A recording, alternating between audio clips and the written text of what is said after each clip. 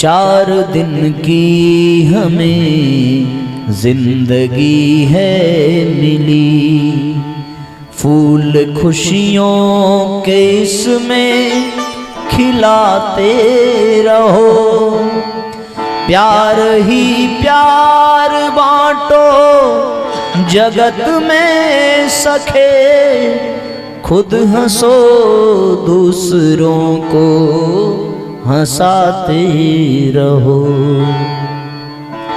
भावपूर्वक तालियां बजा करके गुनगुनाएं।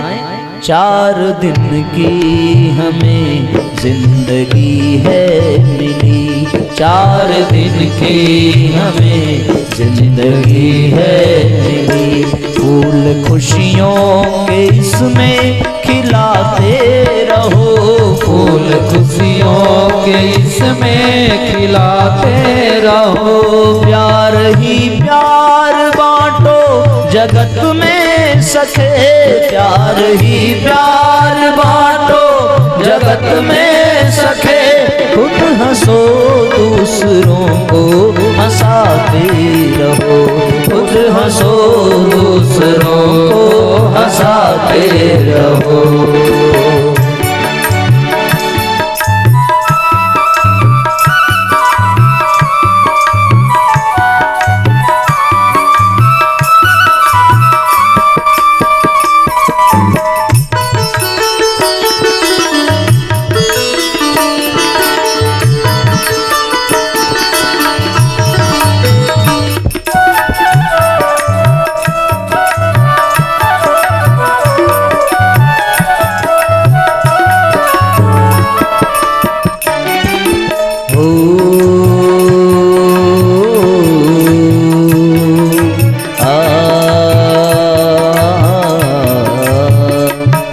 सुखद रोशनी ये सुनहरे सपन, ये सुखद रोशनी ये सुनहरे सपन, कुछ समय के लिए हैं तुम्हारे लिए, कुछ समय के लिए हैं तुम्हारे लिए, श्रेष्ठता से भरी जिंदगी पूज है, श्रेष्ठता से भरी जिंदगी पूज है, ये धरा ये गगन है तुम्हारे लिए, ये धरा ये गगन है तुम्हारे लिए, पंच तत्वों का जीवन रहे संतुलित, पंच तत्वों का जीवन रहे संतुलित, प्राण की चेतना को बढ़ाते रहो, प्राण की चेतना को बढ़ाते रहो, प्यार ही प्यार बांटो जगत में सखे, प्यार ही प्यार बांटो जगत में सखे, खुद हंसो दूसरों को हंसाते रहो, खुद हंसो दूसरों को हंसाते रहो। 4 दिन की हमें जिंदगी है मिली, 4 दिन की हमें जिंदगी है मिली।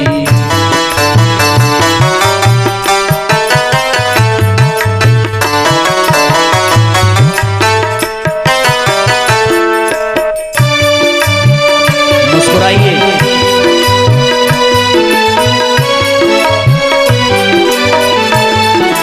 जय हो।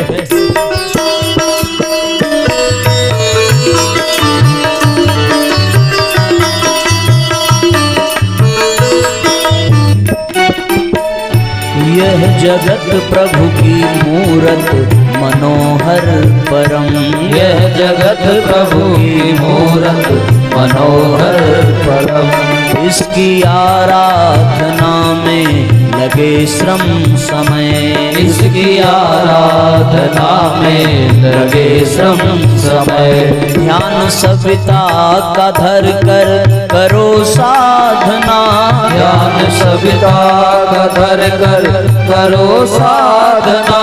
तेज को सोख कर हो विसर्जन विलय। तेज को सोख कर हो विसर्जन विलय।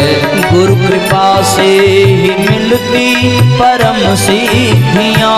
गुरु कृपा से ही मिलती परम सिद्धियाँ। ज्योति से ज्योति को तुम जलाते रहो। ज्योति से ज्योति को तुम जलाते रहो। प्यार ही प्यार बांटो जगत में सखे।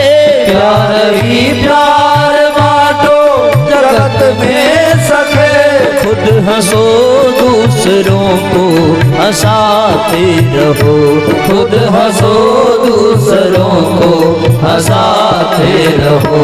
4 दिन की हमें जिंदगी है मिली। 4 दिन की हमें जिंदगी है मिली।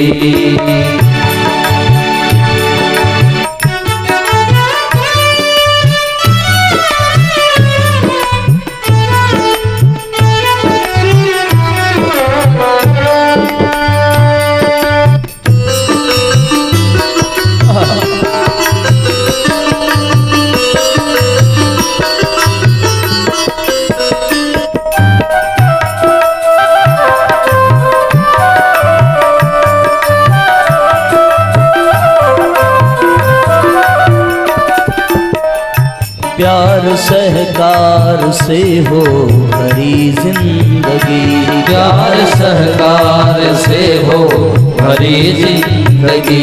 जग से पीड़ा पतन को मिटाते रहो। जग से पीड़ा पतन को मिटाते रहो। त्याग बलिदान करुणा दया भाव ले। त्याग बलिदान करुणा दया भाव ले। ज्ञान की ज्योति जग में जलाते रहो। ज्ञान की ज्योति जग में जलाते रहो। कर सको साधना तो करो प्रेम से।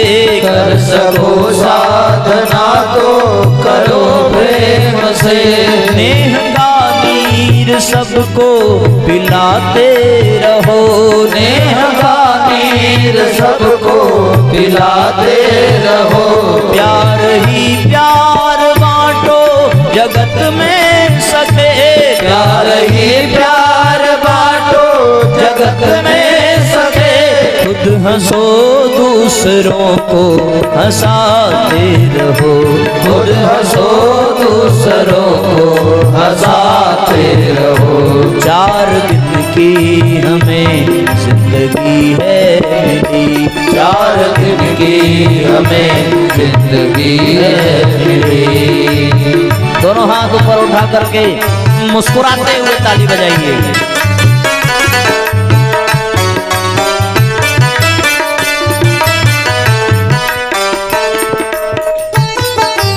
जय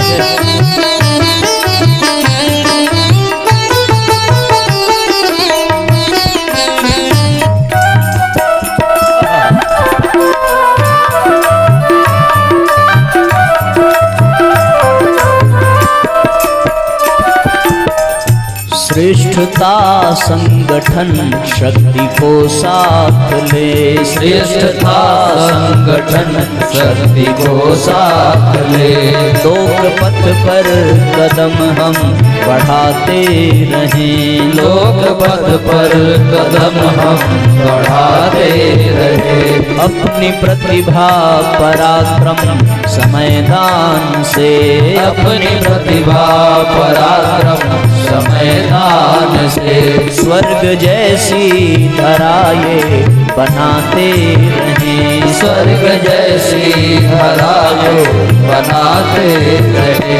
सब तरफ हो खुशी होठों पर हो हंसी। सब तरफ हो खुशी होठों पर हो हंसी। सी प्यार की धार ऐसी बहाते रहो, प्यार की धार ऐसी बहाते रहो। प्यार ही प्यार बांटो जगत में सखे, प्यार ही प्यार बांटो जगत में सखे।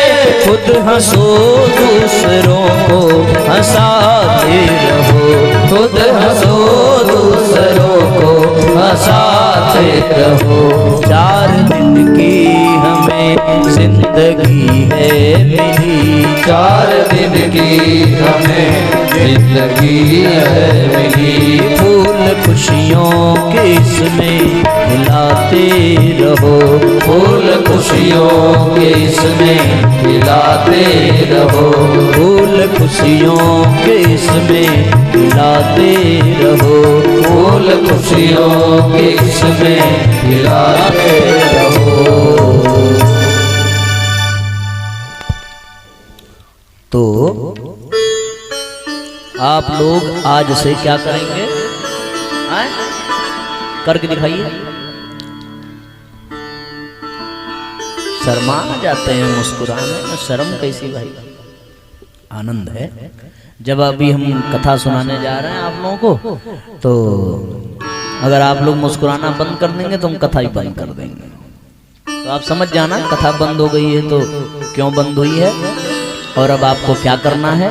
और जैसे आप मुस्कुराए वैसे कथा फिर से प्रारंभ हो जाएगी। यानी इंजन हम हैं पर उसमें मुस्कुराहट आपकी डीजल और पेट्रोल का काम करेगी, ठीक है ना। जिंदगी चलाने के लिए मुस्कुराहट की ईंधन की आवश्यकता है। मुस्कुराते रहिए, जिंदगी का आनंद लेते रहिए।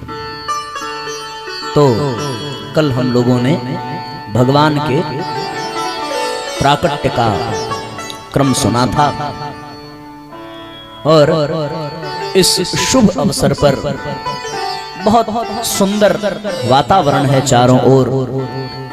कैसा वातावरण? नंद के यहाँ केवल और केवल उत्सव ही उत्सव है और उस उत्सव में चारों ओर आनंद ही आनंद है। माखन मिश्री मलाई की होलियां चारों ओर नंद गांव में खेली जा रही है। चारों ओर सोहर गाया जा रहा है, बधाई गीत गाई जा रही है। यशोदा रानी आज बहुत बहुत प्रसन्न है। ऊपर से देवता यक्ष गंधर्व सब पुष्प वर्षा कर रहे हैं। मां सरस्वती वीणा का वादन करती हैं। भगवान शिव डमरू बजा करके नृत्य कर रहे हैं कैलाश पर्वत पर कि हमारे स्वामी का आगमन हो गया। और नंद गांव में ब्राह्मण वेदों का उच्चारण करते हैं। चारों ओर आनंद ही आनंद है। नंद घर आनंद भयो, जय कन्हैया लाल की। और आनंद यानी प्रसन्नता, और प्रसन्नता आएगी कैसे? मुस्कुराने से आएगी। आइए हम लोग भी यशोदा और नंद बाबा को भाव भरी बधाई दें। आप सब लोग भी बधाई दीजिए, खूब गागा करके आनंद पूर्वक भगवान के जन्म का वैसा ही आनंद अनुभव करिए जैसा वास्तव में द्वापर के अंत में नंद गांव में हुआ होगा। हो बाजे बाजे रे बधाई मैया तोरे अंगना, बाजे बाजे रे बधाई मैया तोरे अंगना। मैया तोरे अंगना, यशोदा तोरे अंगना। मैया तोरे अंगना, यशोदा तोरे अंगना। बाजे बाजे रे बधाई मैया तोरे अंगना। बाजे बाजे रे बधाई मैया तोरे अंगना। जय हो।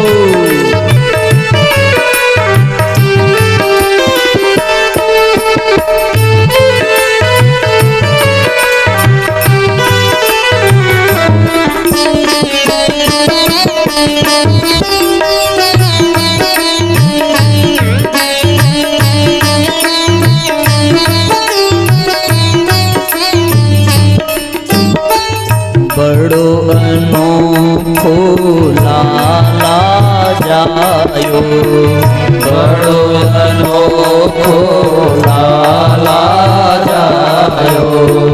श्याम रंग सबके मन भायो, श्याम रंग सबके मन भायो। उमग उमग सब चले नंद घर बांधे बधना, उमग उमग सब चले नंद घर बांधे बधना।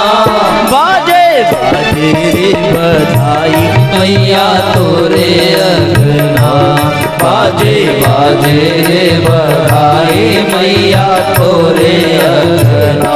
ओ मैया तोरे अंगना, यशोदा तोरे अंगना, मैया तोरे अंगना, यशोदा तोरे अंगना। बाजे बाजे रे बधाई मैया तोरे अंगना, बाजे बाजे रे बधाई मैया तोरे अंगना।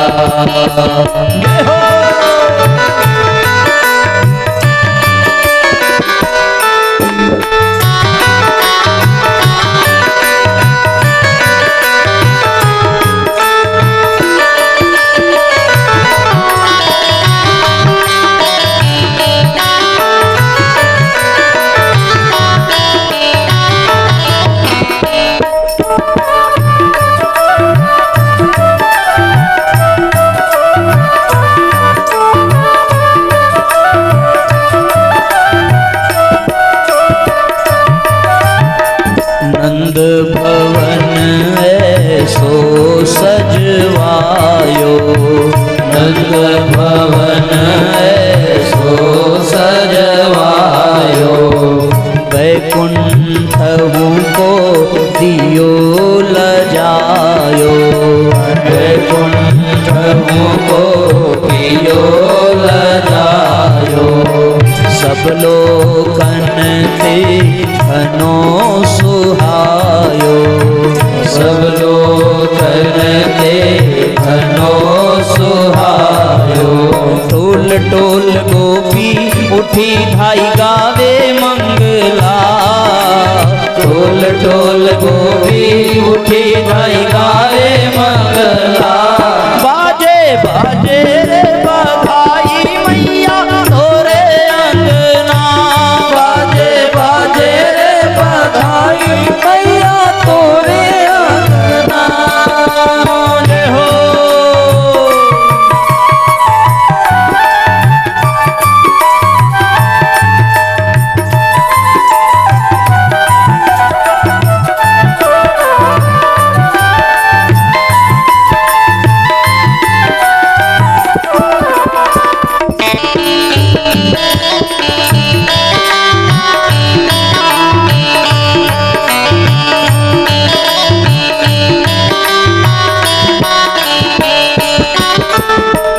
ब्राह्मण अपने वेद पढ़त हैं, ब्राह्मण अपने वेद पढ़त है।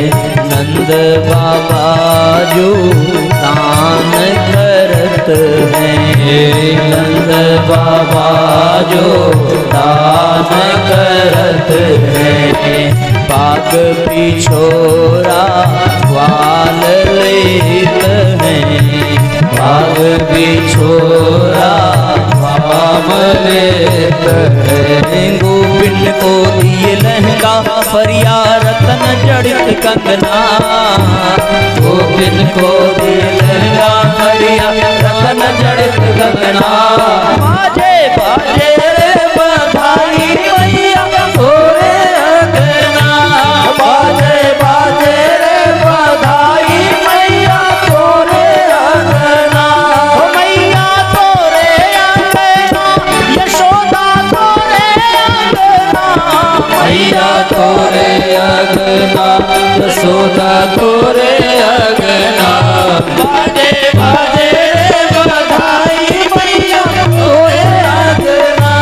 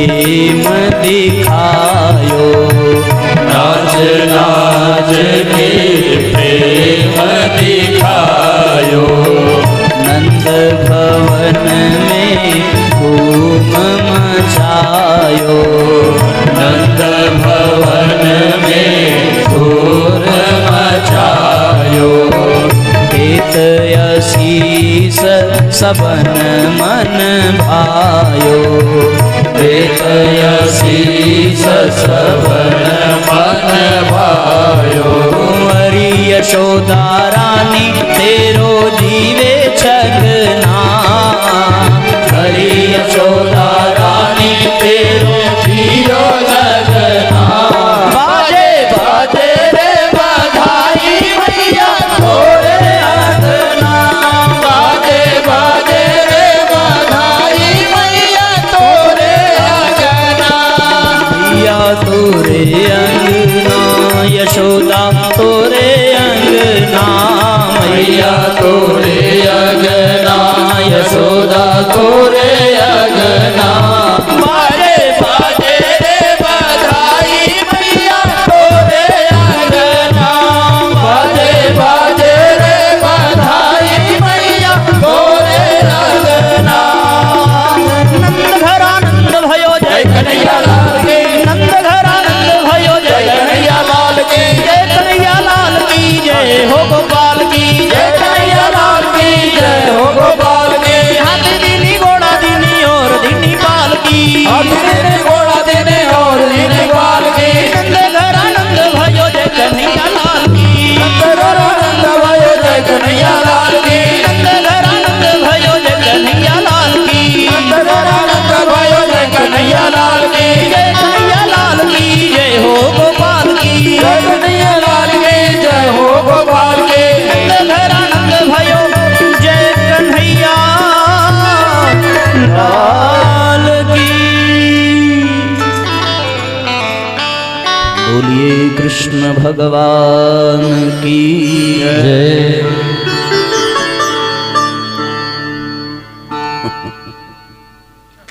मुस्कुराइए मुस्कुराइए।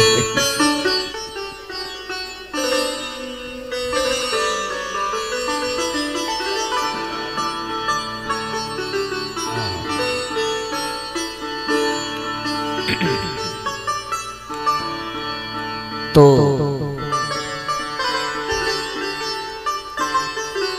अष्टमी को भगवान का प्राकट्य हुआ, नवमी तिथि में उत्सव मनाया गया, दशमी बीती, एकादशी बीती, द्वादशी आई, यानी भगवान हो गए पूरे 4 दिन के।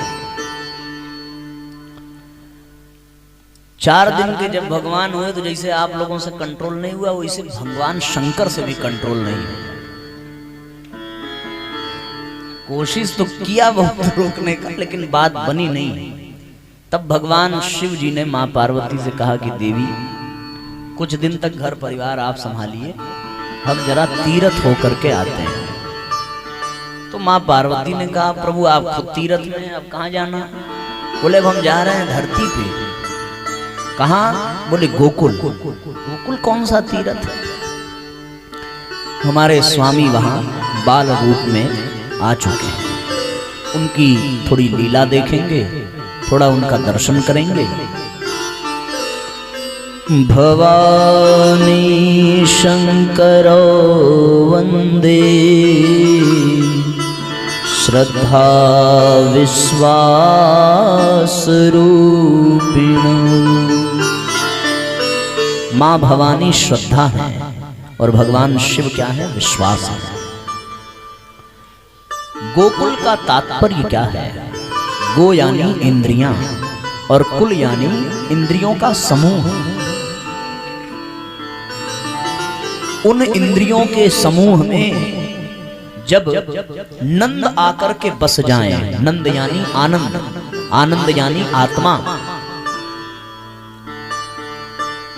और जब वहां पर वहां की महारानी यशोदा हो, यशोदा यानी यशम ददाती सा यशोदा, जो यश देती है, काम भले अपने करे पर दूसरों को यश देने की भावना जिसमें विद्यमान है उसको यशोदा कहते हैं।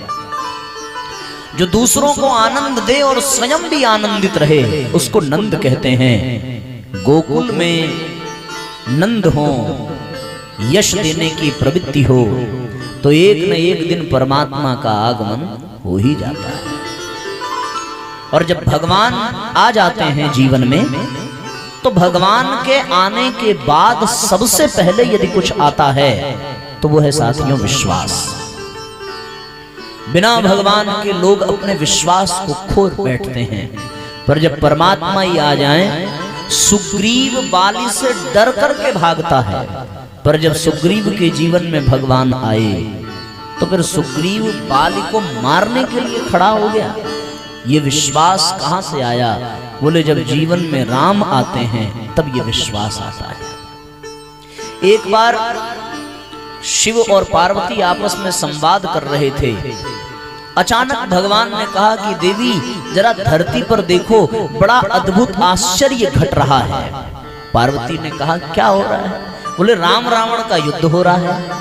बोले इसमें आश्चर्य क्या है? बोले आश्चर्य ये है कि जो दलित हैं, पिछड़ी जाति के हैं, कमजोर हैं, असहाय हैं, निर्बल हैं, उनके जीवन में झांक करके देखो, इतना उत्साह है मानो वो अकेले ही रावण को मार डालेंगे। छोटी सी गिलहरी समुद्र पाटने का उद्यम कर देती है, छोटा सा जटायु रावण पर प्रहार कर देता है, कमजोर विभीषण रावण को मारने के लिए उठ खड़ा होता है, छोटे छोटे बंदरों के बच्चे जो वृक्षों की डालियों पर खेलते कूदते हैं आज वो असुरों से युद्ध करने के लिए खड़े हैं, बिना किसी अस्त्र के, बिना किसी शस्त्र के। पूछा कैसे? बोले ये विश्वास की ताकत है। और विश्वास कहां से आया? जब राम आए तब इनके जीवन में विश्वास आया। तो गोकुल में जब भगवान का आगमन हुआ तो फिर विश्वास रूपी शिव का आगमन होता है। शिव यानी कल्याणकारी, शिव यानी हितकारी, शिव यानी विश्वास, जो जीवन में विश्वास लेकर के आवे। दुनिया में सबसे बड़ा अपराध है किसी के विश्वास को तोड़ना, और दुनिया में सबसे बड़ा पुण्य का कार्य है किसी के विश्वास को जीतना। इससे बड़ा और कोई काम नहीं है। आप किसी के विश्वास को जीत लें तो आपसे बड़ा धनवान कोई नहीं है, और यदि आपने किसी के विश्वास को तोड़ दिया तो फिर आपसे बड़ा बेईमान कोई नहीं है। युधिष्ठिर, अर्जुन, भीम, नकुल, सहदेव, पितामह भीष्म, द्रोणाचार्य, विदुर, धृतराष्ट्र, ये सब बड़े पराक्रमी हैं बहुत, पर ये द्रौपदी का विश्वास नहीं जीत पाए थे। द्रौपदी का विश्वास कहां था? केवल और केवल अपने वीर पर था, अपने भगवान पर था, कृष्ण पर था। ये क्यों है? केवल इसलिए है साथियों क्योंकि जीवन में विश्वास होना चाहिए। द्रौपदी ने किसी से सहायता मांगी पर कोई लाभ न मिला। अंततो गत्वा वो यदि किसी की शरण में गई तो केवल और केवल भगवान की ही शरण में गई। विश्वास ही था उसके जीवन में। वह जीवन भी क्या जीवन है जो काम किसी के आ न सके, विश्वास किसी को दे न सके, विश्वास किसी का पा न सके। एकलव्य को द्रोणाचार्य की दीक्षा नहीं मिली, पर एकलव्य अर्जुन से भी बड़ा धनुर्धन क्यों बना? केवल विश्वास के बल पर बना। प्रहलाद ने खंभे से नरसिंह को प्रकट कर लिया केवल विश्वास के बल पर। शबरी ने प्रतीक्षा की हजारों वर्षों तक। स्कंद पुराण, पद्म पुराण में लिखा है 10,000 वर्ष तक। न जाने ये सत्य है कि गलत है, पर एक बात तो है, शबरी ने जब प्रतीक्षा प्रारंभ की थी तो उसकी उम्र मात्र 10 वर्ष की थी, और शबरी ने जब भगवान को पाया तो उसकी उम्र 85 वर्ष की थी। किसी ग्रंथ में ऐसा भी लिखा है। यानी इतना लंबा, इतनी लंबी प्रतीक्षा कि राम आएंगे, एक दिन तो आएंगे। बोलो, बिना विश्वास के कोई कर पाएगा क्या? एक दिन करेगा, 2 दिन करेगा, चलो 1 साल कर लेगा, इससे अधिक नहीं। बार बार एक ही विश्वास का गीत गुनगुनाती है। मेरी झोपड़ी के भाग आज खुल जाएंगे, राम आएंगे, राम आएंगे, आएंगे, राम आएंगे। मेरी झोपड़ी के भाग आज खुल जाएंगे, राम आएंगे। केवल विश्वास ही है जो राम को खींच लेता है अपनी ओर, और राम को जाना पड़ता है।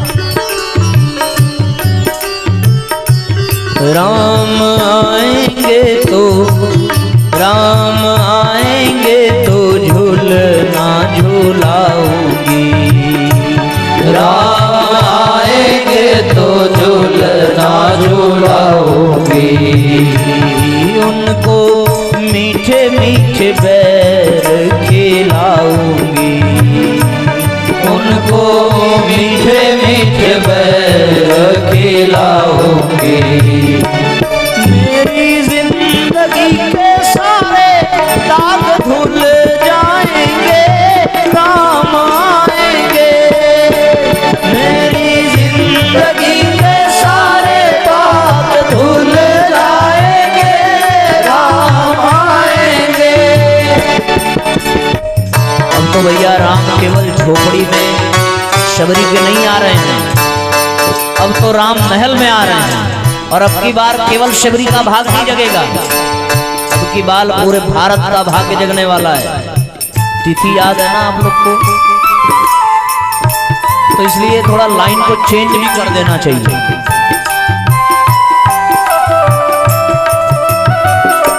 मेरे भारत के भाग आज खुल जाएंगे, राम आएंगे। मेरे भारत के भाग आज खुल जाएंगे, राम आएंगे। ओ राम आएंगे तो धर्म भी आएगा, राम आएंगे तो धर्म भी आएगा। राम आएंगे तो धर्म भी आएगा, राम आएंगे तो धर्म भी आएगा। कण कण में आनंद छाएगा, कण कण में आनंद छाएगा। मेरी जिंदगी के सारे दुर्गुण मिट जाएंगे, राम आएंगे। मेरी जिंदगी के सारे दुर्गुण मिट जाएंगे, राम आएंगे। मेरे भारत के भाग आज खुल जाएंगे, राम आएंगे। मेरे भारत के भाग आज खुल जाएंगे, राम आएंगे।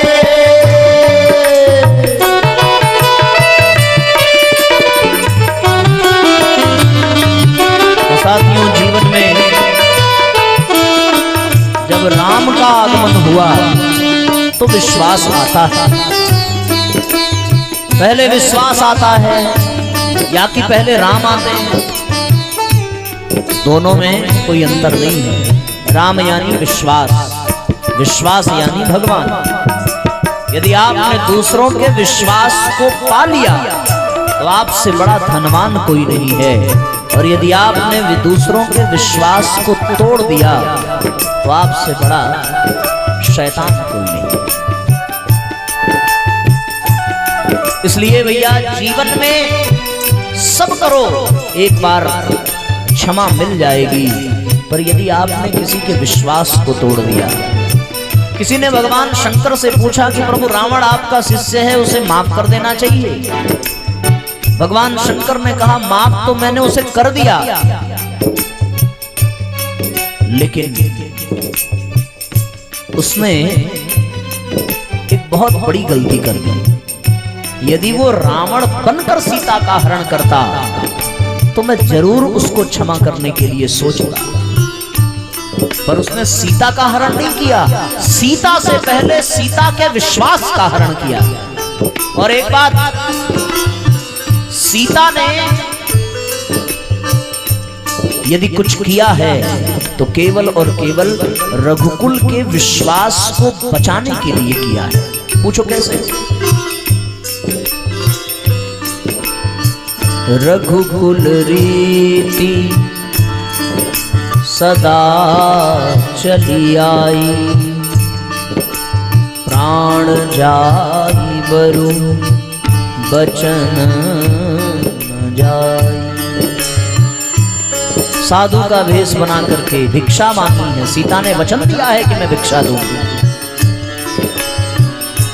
रघुकुल की ये परंपरा रही है कि दरवाजे से गौ, स्त्री और ब्राह्मण लौट करके नहीं जाना चाहिए। क्या सीता को पता नहीं है कि ये रावण नहीं है? पर सीता ने रघुकुल की मर्यादा को सामने रखा है। भले मेरा हरण हो जाए पर मेरे कुल की परंपरा, मेरे कुल की मर्यादा का नाश नहीं होना चाहिए। वो जानती है कि ये रावण है, साधु का भेष बना करके आया है, पर क्या करें, साधु के भेष में है इसलिए कुछ कर नहीं सकते। यदि ये रावण बनकर आया होता तो सीता ही उसे पराजित करने में समर्थ थी, पर वो भैया साधु बनकर के आया और माता सीता को विवश होना पड़ा, रघुकुल की रीत निभानी पड़ी, द्वार से कोई साधु लौट न जाए। इसलिए सीता ने अपने देवर, अपने पुत्र लक्ष्मण की बात का उल्लंघन किया और लक्ष्मण रेखा को पार किया है। एक बार लक्ष्मण रेखा का उल्लंघन हो जाए चलेगा, पर जो कुल इस आर्यावर्त की शान है, जिस कुल में उनका विवाह हुआ है, जिस कुल की वो पुत्र वधू हैं, माता सुनैना ने यही कहा था कि बेटी दो खानदान की इज्जत तुम्हारे कंधों पर है, उसे जाने मत देना। यदि ये साधु लौट गया तो मुझ पर से विश्वास खत्म हो जाएगा। इसलिए माता सीता ने रावण को भिक्षा दी। तो सब खेल विश्वास का है, विश्वासम फलदायकम्। यदि विश्वास है तो पत्थर में भी परमात्मा है, और यदि विश्वास नहीं है तो फिर सामने परमात्मा ही क्यों न खड़ा हो, वो भी पाषाण ही दिखे। भगवान शिव यानी विश्वास। जब गोकुल में कृष्ण आए तो उसके ठीक 4 दिन बाद कौन आए? शिव जी आए।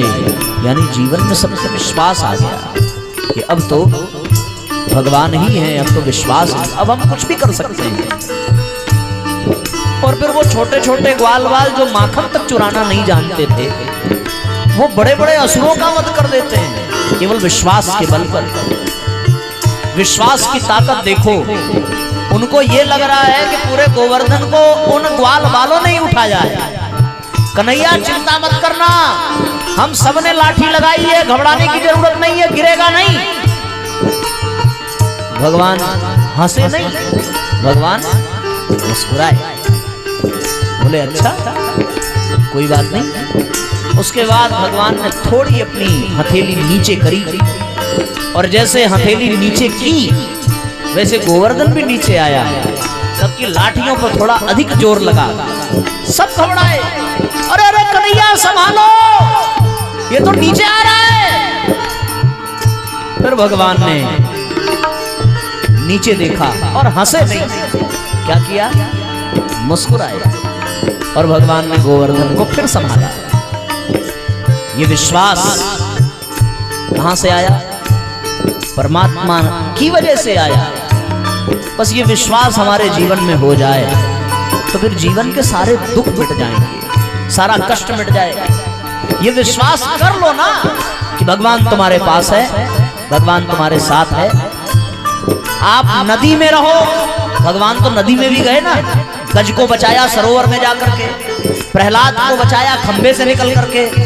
कहाँ है भगवान? जहाँ नहीं है, पानी में भी है, पत्थर में भी है, खंबे में भी है, हर जगह है। जो जहाँ बुलावे देश काल दिस विधि सहुमाही, कहूँ कहाँ जहाँ प्रभु नाही। हरि व्यापक सर्वत्र समाना, प्रेम के प्रकट हो ही मैं जाना। विश्वास होना चाहिए, और विश्वास हो जाए तो दुनिया के सारे काम बड़े आसान लगने लगते हैं, और दुनिया भी बड़ी सरल लगने लगती है। भरोसा होना चाहिए जीवन में, एक का ही भरोसा करो। किसका? राम जी का। यदि राम जी के भरोसे रहेंगे कोई दिक्कत नहीं होगी, यदि हम उनके भरोसे नहीं रहेंगे तो फिर दिक्कत होगी। आपने वो केवट वाली कथा सुनी है ना, कि उसके ऊपर सेठ ने बेईमानी करी, पैसे को लिया, दूसरी पर्ची लिख करके दी, फिर कोर्ट में केस किया कि केवट ने पैसा ही नहीं लौटाया। केवट से पूछा जज साहब ने कि भैया जब तुम पर्ची ले रहे थे तो तुम्हारे सिवा वहां और कोई था? केवट बड़ी सहजता से कह देता है कि वहां पर रघुनाथ जी के सिवा और कोई नहीं था। जज साहब ने सोचा कि ये रघुनाथ कोई आदमी है, अपने पैसे से सम्मन जारी कर दिया कि रघुनाथ जी को बुलाया जाए। अब रघुनाथ जी को बुलाया जाए, रघुनाथ जी हो तब तो आ। बड़ी मजे की बात यह है भैया कि जब जज साहब का आदमी वो सम्मन लेकर के पहुंचा, पूछा होगा कि रघुनाथ जी कहाँ रहते हैं, किसी ने सोचा मंदिर वाला ही होगा, भगवान कोई पूछ रहे होंगे, भगवान का पता दे दिया। और भगवान का जब पता दे दिया तो साथियों सीधी सी बात है, उस आदमी ने सोचा कि रघुनाथ जी यही हैं, और पुजारी ने सोचा अब जब भगवान ने मंगा ही लिया है तो फिर इसे वापस करने से क्या लाभ। भगवान के यहाँ बड़े बड़े प्रसाद आते हैं, बड़ी बड़ी व्यवस्थाएं आती हैं, लेकिन भगवान के यहाँ सम्मन पहली बार गया, पर भगवान की कृपा देखो। मजे की बात यह है कि भगवान अपने भक्त की लाज बचाने के लिए, गवाह देने के लिए कोर्ट में भी पहुंचते हैं। और भगवान, बड़ी विशेष बात यह है साथियों कि खुद गवाह बनकर के भगवान अपने भक्त की विश्वास की रक्षा करते हैं। जैसे ही दरबार लगा और उस दरबार में जो अनुशासन है, उस अनुशासन के आधार पर बुलाया गया कि यदि यहाँ कोई रघुनाथ जी हो, पहले तो उसी से पूछा गया केवट से, ये बताओ जरा ये रघुनाथ जी कहाँ हैं? बोले वो तो सब जगह हैं। बस आवाज लगाई, और जैसे ही आवाज लगाई वैसे ही भैया भगवान वहां एक वृद्ध का भेष बना करके पहुंचे, और वृद्ध का भेष बना करके जैसे ही पहुंचे वैसे ही न किसी ने उनको आते देखा, न कोई उनको पहचान पाया। उन्होंने आकर के तुरंत कहा कि जज साहब, मेरे ही सामने सेठ ने जिस पर्ची पे लिख करके रखा था उसे अपनी अलमारी में छुपा रखा है, सेठ को यही रहने दिया जाए, पर्ची को वहां से मंगा लिया जाए। इसमें बता दिया गया, और बता देने की वजह से जज साहब ने तुरंत एक आदमी को भेजा। वो आदमी गया, उनकी अलमारी में पर्ची पाई और उसमें लिखा था कि सेठ ने हिसाब बराबर कर दिया है। और जैसे ही ये पता चला, सेठ को दंड मिला। जज साहब घर चले गए, घर पहुंचे और जब वहां पहुंच करके अचानक उनके मन में एक बात ये आई कि हमने अपनी पूरी जिंदगी में ऐसी गवाही देखी नहीं है जिसने इतना स्पष्ट बता दिया हो कि वो पत्र जो है, वो चिट्ठी जो है उसकी अलमारी में है। बड़ी मजे की बात ये, जज साहब ने पता लगाया वास्तव में जिसने गवाह दिया था वो है कौन। और जब उन्होंने पता लगाया तब साथियों उनको पता चला कि वो कोई और नहीं बल्कि खुद भगवान ही गवाह बनकर के कटघरे में खड़े हुए। इस बात से जज साहब को बहुत कष्ट हुआ और उस कष्ट में उनके मन में एक भाव जगा कि मैं अपनी कुर्सी पर बैठा रह गया और जिनकी अदालत में सारे संसार को जाना है वो गवाही देने के लिए मेरे सामने खड़े रहे। उसके बाद उन्होंने कभी भी किसी कुर्सी पर बैठना स्वीकार नहीं किया, हमेशा खड़े ही रह गए। सब कुछ छोड़कर, नौकरी छोड़कर के वृंदावन चले गए और वहां लोग उनको जज साहब कह करके बुलाते। भगवान के मंदिर के पास जाते भी तो बाहर से ही प्रणाम करते। एक ही बात कोई पूछता तो कहते कि मैं इनको मुंह दिखाने के काबिल नहीं हूं। जब ये मेरे कोर्ट में आए, मेरे दरबार में आए तो ये खड़े रहे और मैं बैठा रह गया। उस दिन से जब तक उनका जीवन रहा तब तक वो कभी बैठे ही नहीं। इतनी कठोर साधना क्या है, पूरा विश्वास ही है, विश्वास का ही खेल है, विश्वास की ही कहानी है। जीवन में शिव का आना विश्वास, जीवन में भगवान का आना विश्वास। इसलिए आप जीवन में कुछ करिए या न करिए पर किसी के विश्वास को कभी मत तोड़िए और किसी के विश्वास को न टूटने दीजिए। इसी में इंसानियत है। विश्वासघात से ही हमारा ये देश परतंत्र हुआ। तो साथियों, हम सब विश्वास करें, विश्वास जीतें। भगवान शिव का आगमन हुआ। भगवान शिव ने माता यशोदा से अनुनय विनय की। माता यशोदा ने पहले तो मना किया, फिर परिस्थितियां ऐसी बनी कि भगवान का दर्शन उनको कराना ही पड़ा। छोटे से गोपाल, छोटे से भगवान, शिव जी ने उनका दर्शन किया, उन्होंने शिव जी का दर्शन किया। दोनों एक दूसरे को प्रणाम करते हैं, एक दूसरे से विदा लेते हैं। उसके पश्चात भगवान 6 दिन के हुए। त्रयोदशी और त्रयोदशी के बाद आई चतुर्दशी।